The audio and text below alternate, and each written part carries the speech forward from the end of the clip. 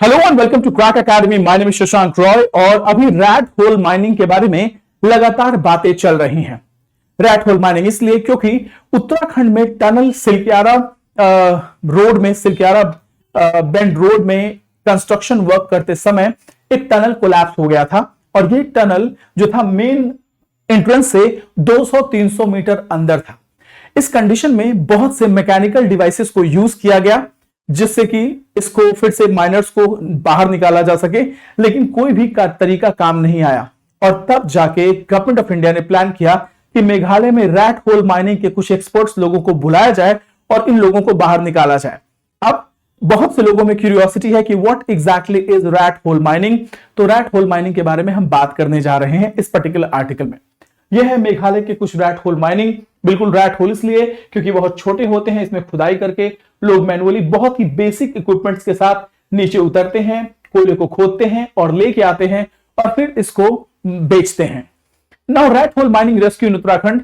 Rescue methods में rat hole mining के तरीके से रैट होल माइनिंग को एम्प्लॉय करके 41 वर्कर्स को सिलक्यारा टनल उत्तराखंड में से बाहर निकाल लिया गया है।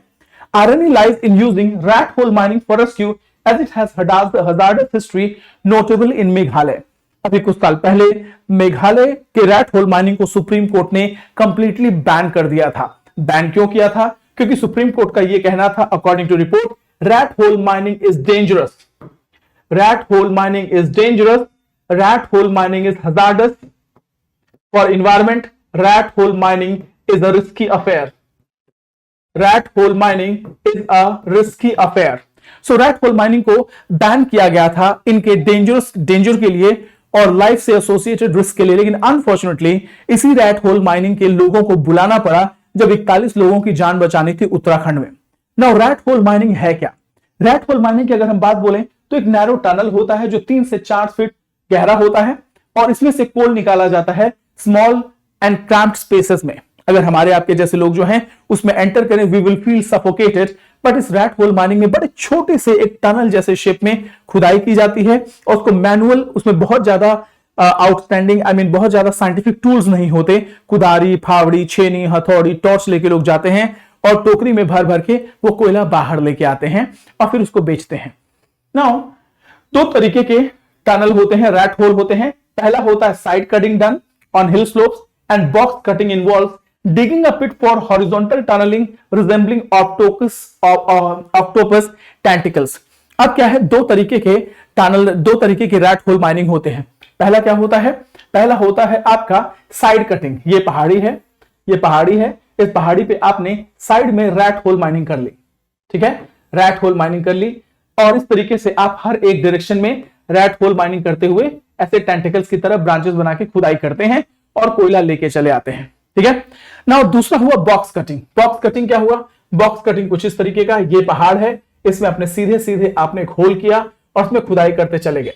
नाउ अंदर जाते हैं, अलग अलग डायरेक्शन में आप खुदाई करते रहते हैं, कोयला निकालते रहते हैं और उसको बेचते रहते हैं। बट ये बहुत ही डेंजरस है क्योंकि बड़ा ही नैरो सा स्पेस होता है, बहुत नैरो सा। नाउ इसको क्यों बैन किया गया था सुप्रीम कोर्ट के द्वारा? Meghalaya 6th schedule of the constitution में आता है, यानी कि 6th schedule of the constitution में आपके 4 स्टेट आते हैं, असम, मेघालय और त्रिपुरा और मिजोरम। ये 4 स्टेट्स आते हैं जो कि आपके 6th schedule of the constitution में है। Meghalaya lacked government control over land leading to unregulated mining practices. इससे रिलेटेड जो हजार्ड्स हैं वो क्या है? इसमें आपका दम घुट सकता है, माइन जो है कोलैप्स कर सकता है, बारिश के दिनों में जब आप खुदाई कर रहे हैं अंदर से पानी भर सकता है, इन्वायरमेंटल डैमेजेस हैं। और इन सब के चलते 2014 में नेशनल ग्रीन ट्राइब्यूनल, जिसको इन्वायरमेंटल जस्टिस के लिए बनाया गया, उसने रैट होल माइनिंग को बैन कर दिया। एनजीटी का क्या कहना था? एनजीटी का यह कहना था कि बहुत से सेफ्टी इश्यूज हैं, फ्लडिंग इश्यूज हैं, इन्वायरमेंटल इश्यूज हैं और ये इन्वायरमेंट को डिग्रेड करता है।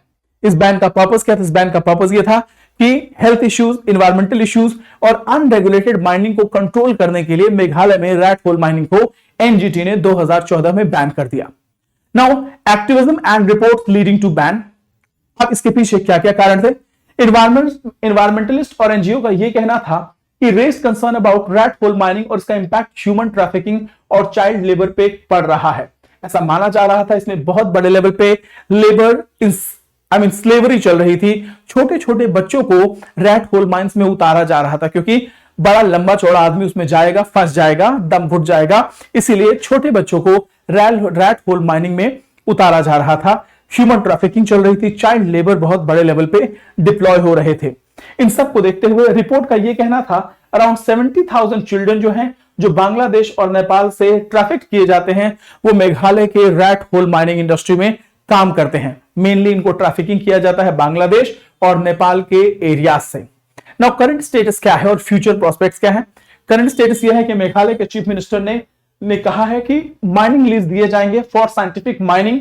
रैट होल माइनिंग के लिए नहीं, माइनिंग लीज फिर से शुरू किया जाएगा, बट रैट होल माइनिंग नहीं करेंगे और इन्वायरमेंटल इंपैक्ट को हमेशा ध्यान में रखा जाएगा। नाउ अब चैलेंजेस क्या है?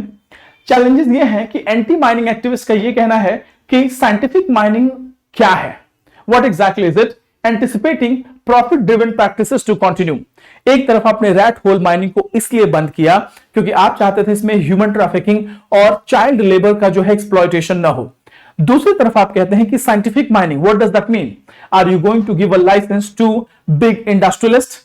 क्या बड़ी बड़ी इंडस्ट्रीज को आप ये माइनिंग लाइसेंस देने वाले हैं? कहीं ऐसा तो नहीं कि रैट होल माइनिंग की आड़ में, रैट होल को बैन करने की आड़ में और